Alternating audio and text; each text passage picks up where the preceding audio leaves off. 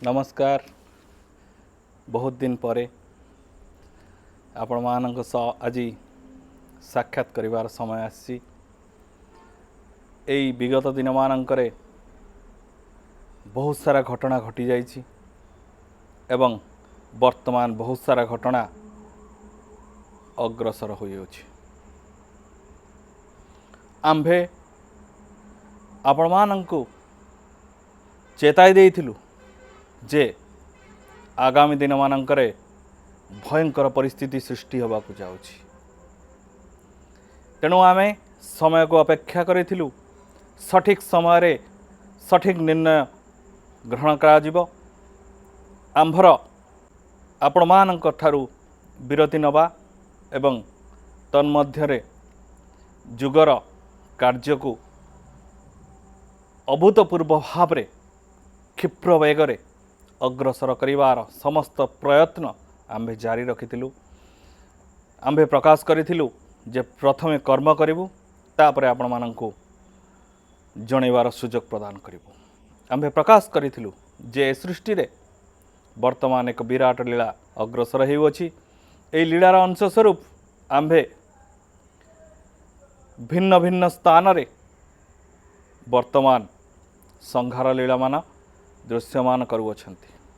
ठाबे ठाबे संहार लीलार वर्तमान कार्य चालू रही। तेणु एही लीला आगामी दिन मानकरे मध्य भयंकर रूप नबार रही अछि। किंतु आम्बे किपरि ए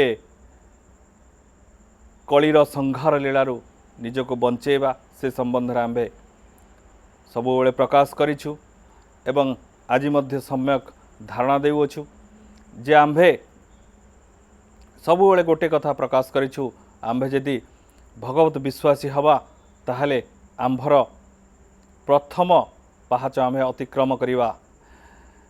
प्रथमे विश्वास करिवा, ए सृष्टि रे सृष्टिकर्तांक उपरे अतुट विश्वास रखिबा एवं सकाळ समय बा निद्रार उठिला परे आम्भे भगवान को प्रार्थना करिबा एवं सोइबा पूर्व मध्य अनुरूप भाव रे प्रार्थना करिबा।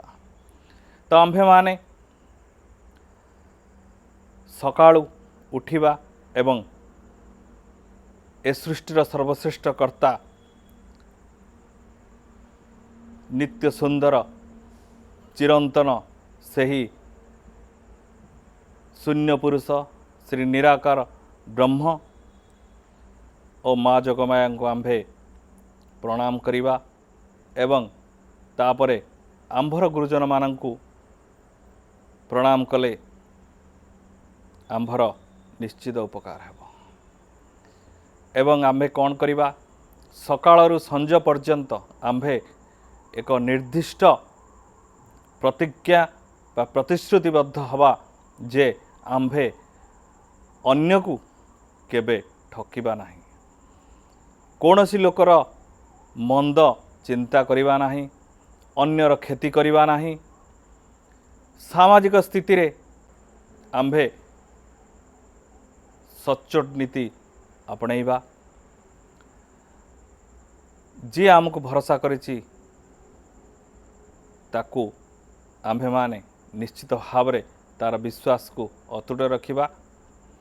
ए संसार निमित्त बा आम्भ मानकर संसार निमित्त जो भाव रे कार्य करुछंती, अनुरूप भाव रे ए सृष्टिर जो सर्वश्रेष्ठ कर्ता अछंती तांकर कौन आम निमित्त कर्म रही ताकू मध्य खोजिबा एवं से कर्म को अग्रसर करिबा। केवल जाई मंदिर मस्जिद बा गिरजारे केवल गोटे प्रणाम करदेले तो हेब नाही। आमे मनरे दया भाव पोषण करिबा, समाजर समस्त वर्गर मानव जाति को आम्भे भल पाइबा शिखिबा। आम्भर जो गुरुजन माने रही से आमे सम्मान दबा, से वाक्य को आम्भे प्रथमे ग्रहण करिबा, तार सत्यासत विचार करिबा एवं उचित जिनस को ग्रहण करिबा। से भली भाव रे आम्भे पुराणा शास्त्रर प्रकृत स्थिति को आम्भे विचार करिबा एवं सत्य सत्य को ग्रहण करिबा, अंध भाव में किसी ग्रहण करि परिबा नाही एवं सत्य सत्य ए सृष्टिर जहाँ रही अछि ताकू आम्भे माने निजे विवेक को पचारि एवं निज बुद्धि बल रे कार्य करिबा। समाज रे आम्भे बंचिबा निमित्त एवं निजर सांसारिक कर्म करने सहित जुग पाई मध्य किछि कर्म करिवार आम्भे माने सुजोग प्राप्ति होइचंती एवं जेहेतु वर्तमान कଳି और सत्यन मध्यवर्ती जुग तेणु आम्भको बहु होशियार होई चलिबा पड़िबो एवं बेलु सावधान होबाक पड़िबो, सत्यर रास्ता बाछिबाक पड़िबो। मिथ्या अन्याय अनीति आमे माने जदि चलिबा ताहले आम्भमानकर परिस्थिति भयंकर होबाक जाउछि। क्षणिकरे ए समाज परिवर्तन हो जिवो। ए जो नोट बलरे आपण माने निजको बलियान बोली भावुचंती ए नोट दिने कागजर नोट हो जिवो।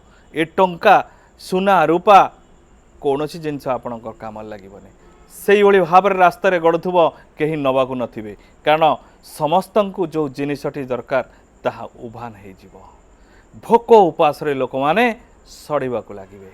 तेणु जेतबले लोकं कतिरे खाइबाकु नथिबो सेतबले टंका सुना नहीं करिवे कौन। तेणु भयंकर स्थिति उपजीवाकु जाउछि। वर्तमान सावधान हबार समय आसीछि।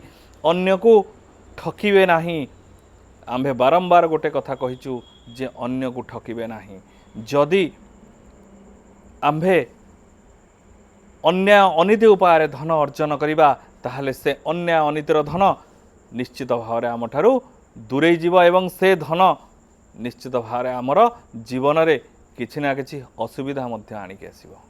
तेणु समाज रे सठिक स्थिति रे आमे कार्य करिबा एवं वर्तमान कठोर समय होइथिबारु आम्भे परिश्रम करी जहाँ पारिश्रमिक आमको मिलिबो से पारिश्रमिक रे आमे जीवन बितेबा आम संसार को चलेबा। किंतु अन्य अनीति उपाय कौन से टंकाटे भी रोजगार करी आंभ संसार को तथा आंभर परिवार को भरण पोषण करवा नहीं। कारण दिन आसीबो आपण माने यह बुझिबे आंभे दिव्य शक्ति मानक सह कार्य करूचु तांकर जहाँ कार्यकारिता वर्तमान चालू रही ताहार सम्यक धारणा आपण मानक जनइली। आउ कौन कौन हबाकू चाहूँगी आगामी दिन मानकरे ए संसार रे एक धर्म सर्वश्रेष्ठ हबाकू जाउची। विधर्मी मानकू बहु कष्ट भोग करने को पड़िबो। तेणु एक धर्म जो धर्म समाज रे भगवान को विश्वास रे आनी थाए जो धर्म बल रे ए सृष्टिर सृष्टिकर्ता को समस्ते विश्वास करि थांती से धर्म ही संसार सर्वश्रेष्ठ हब। अन्य धर्म माने धीरे धीरे क्षय हो जिवे। कारण ए समाज रे यदि प्रकृत भगवान को आंभे मानि नाहंती ताहले आंभर जीवन तुच्छ हो जिवो। तेणु ए समाज रे सर्वश्रेष्ठ शक्ति को निश्चित भाव रे आंभ को मुंड नहीं तांको पाखरे मथा न थबाको पड़िबो। ते समय आगमन करिछि आंभे सेई प्रभुंक शरणागत हवा एवं प्रभुंक शरणागत हवा सहित आमर सामाजिक स्थिति आमर नीति रे मध्य सत्यता एवं ए समाज निमित्त किछि ना किछि कार्य करिवार जो मनर इच्छा ताकू रखिबा दरकार एवं सत्य धर्म न्याय रे जदि आमे माने चलिबा निश्चित भाव में आमर किछि हबो नाही। किंतु जदि आमे सत्य धर्म न्याय रो रास्तारू अलग हो जाइथिबा आमे अधर्म अन्याय अनीति रे आमे कार्य करूथबा ताले निश्चित भाव में आगामी दिन मानकरे आंभ मानकर स्थिति संकटापन्न हेबाकू चाहूची। मिछर स्थिति हुए तो किछि दिन पाए भल लागि पारे किंतु ताहा जे एक विराट विपद आमको नहीं आसुची ताहा कहिबा बाहुल्य। तो एतिकी कहिबी ए सृष्टि रे जो गोल आरंभ होईची से गोल हुए तो ए संसार को नहीं डूबिबार जाउअछि एवं ए संसार जो भयावह स्थिति हवाकू जाउची जो मरुड़ी एवं खाद्याभाव ए संसार रे जो आगामी दिन मानक हेबाकू जाउची ताहा द्वारा आंभे हुए तो ଏକ ନିଶ୍ଚିତ ପରିବର୍ତ୍ତନ ଦେଖିବାକୁ ପାଇବା। ତେଣୁ ବେଳୁ ସାବଧାନ ହୁଅ, ବେଳୁ ସାବଧାନ ହୁଅ, ବେଳୁ ସାବଧାନ ହୁଅ। ନମସ୍କାର।